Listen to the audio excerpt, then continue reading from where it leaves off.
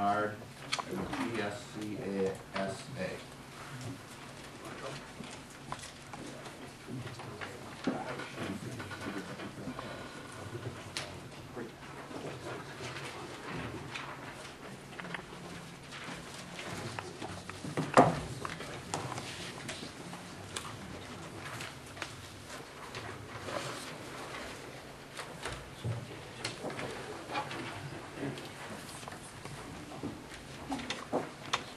My name is James Pinard from Hampton, and I'm the lobbyist for the Granite State Christian Schools Association.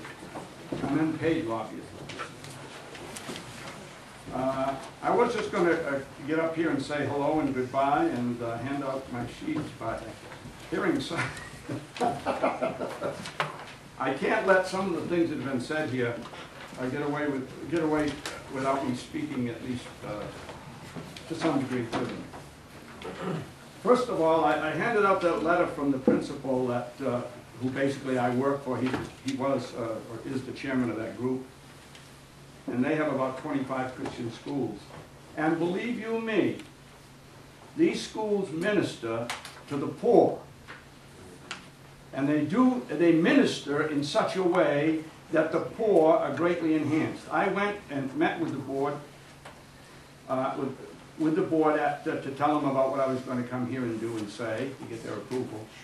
Yeah, at a school in Manchester. It's a small Christian school. And they took in a retarded student. And they worked with that young man. And they gave him a certificate of something. He couldn't graduate because he was not able to. But they took him in and worked with him. And now he's become some novitiate of a, I may not be saying that properly, of a Benedictine monk out in monastery out in Indiana, I think it is. And the letter that you have there represents a school in Somersworth, New Hampshire. Somersworth is not Concord. It's not Amherst. It's Somersworth. We're talking about working class poor people. And they struggle to bring their children to that school. And so when I hear people behind me scoffing at this opportunity presented to the poor, I take great offense at that. Because the poor are concerned about their education. And they're willing to make sacrifices, and they do. But in these difficult times, $2,500 would make a substantial difference in thousands of lives, students' lives in New Hampshire.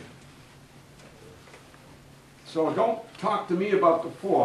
All I hear behind me is they want to push down the poor because they don't have the opportunity to spend the money to get a decent education. It's the same old song I hear here. We've got to rescue public education. We've been rescuing it for 40 years. And where are we today? It's time that we begin, instead of singing the same old song, let's begin to look at what the market can do. And I heard some statements before me that I know that some people here hate and despise the market. But believe me, if you work in the market, you've got to produce the goods. And so if these schools don't produce the goods, they're not going to be there. Parents aren't stupid. The reason they keep sending their kids to public school is they have very little alternative. So let me quickly read two short paragraphs here. If you want to follow along, it's paragraph number 2. Because I heard an attack on religion here a few minutes ago, and as if the public school was irreligious. Everyone has a worldview, which is simply, if we want to define it, the fundamental framework by which we interpret and try to make sense of the world in which we live. It shapes and forms our values and gives meaning to life. It may be materialist, Christian, Muslim, humanist, Hindu, communist, fascist, hedonist, atheist, a mixture of these or a myriad of others. It is always within the context of some worldview that education takes place. There's no neutrality in the public school system. The public schools of New Hampshire are no exception to this fundamental premise.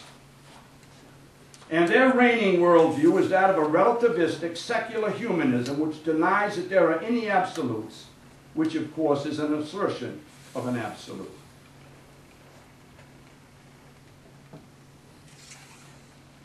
The last paragraph I'd like to read now, and with that I'll close. Our nation, our state, and our local communities are indeed facing a financial crisis of such proportions that it may well impact us negatively for generations to come, if not dealt with in an appropriate and decisive manner.